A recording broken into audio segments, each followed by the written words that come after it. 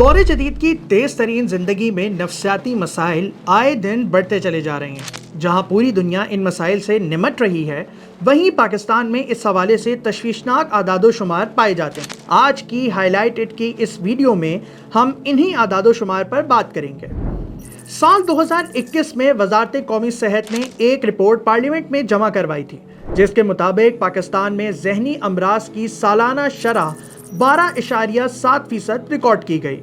اسی رپورٹ میں ڈپریشن کی سالانہ شرح 3.2%، جبکہ اینگزائٹی ڈس آرڈر کی شرح 3.1% ریکارڈ کی گئی۔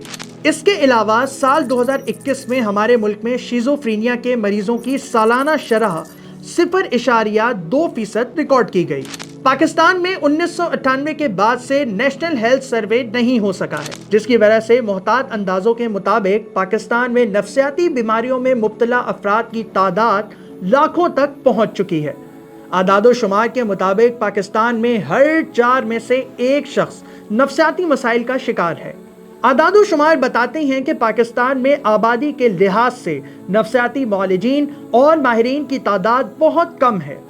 بین الاقوامی ادارے گلوبل مائنڈ پروجیکٹ کی رپورٹ کے مطابق 2023 میں مجموعی ذہنی تندرستی میں پاکستان 71 ممالک میں 56ویں نمبر پر ہے۔ پاکستان کا صحت کا بجٹ، جو کل جی ڈی پی کا 1% سے بھی کم ہے، نفسیاتی صحت کے لیے مختص کیا گیا ہے۔ اس کی مقدار تقریباً $9 ہے، جبکہ بین الاقوامی معیار کے مطابق اسے $60 ہونا چاہیے۔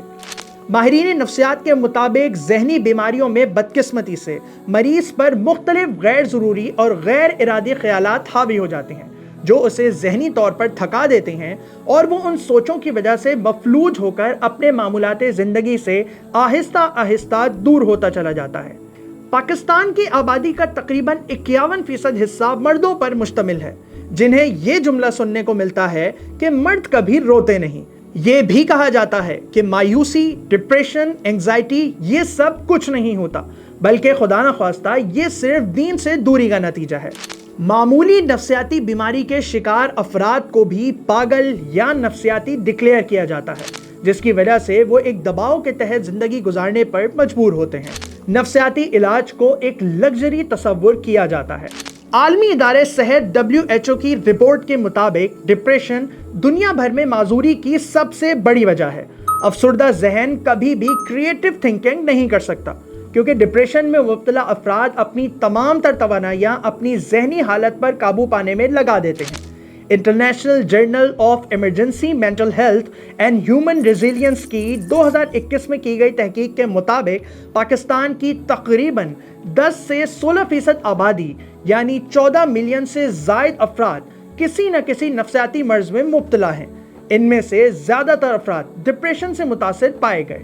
پاکستان کے سب سے بڑے شہر کراچی کے ایک معروف ماہر نفسیات سے جب اس بابت پوچھا گیا تو وہ کہنے لگے کہ پاکستان کے 90% افراد پازیٹیو مینٹل ہیلتھ سے محروم ہیں، جس کا مطلب یہ نہیں کہ وہ کسی نفسیاتی مرض جیسا کہ ڈپریشن، گھبراہٹ، بائیپولر ڈس آرڈر، شیزوفرینیا کا شکار ہیں، بلکہ اس کا مطلب یہ ہے کہ وہ اپنی زندگی سے مطمئن نہیں۔ پازیٹیو مینٹل ہیلتھ کا مطلب یہ ہے کہ انسان کو اپنی صلاحیتوں کا اندازہ ہو، روزمرہ کے مسائل سے لڑنے کی صلاحیت رکھتا ہو، دوسروں کے لیے مثبت سوچ رکھتا ہو، اور معاشرے کی بہتری کے لیے فعال کردار ادا کرتا ہو۔ نفسیاتی بیماریوں کو حکومت توجہ نہیں دیتی، اور ان بیماریوں کے علاج پر صحت کے بجٹ کا 0.4% خرچ کیا جاتا ہے۔ مزید ان کا کہنا تھا کہ نفسیاتی امراض کے علاج کے لیے صحت کے بجٹ کا کم از کم 25% حصہ مختص کیا جانا چاہیے، کیونکہ نفسیاتی مسائل سے متاثرہ افراد کی تعداد دیگر مریضوں کے مقابلے میں بہت زیادہ ہے۔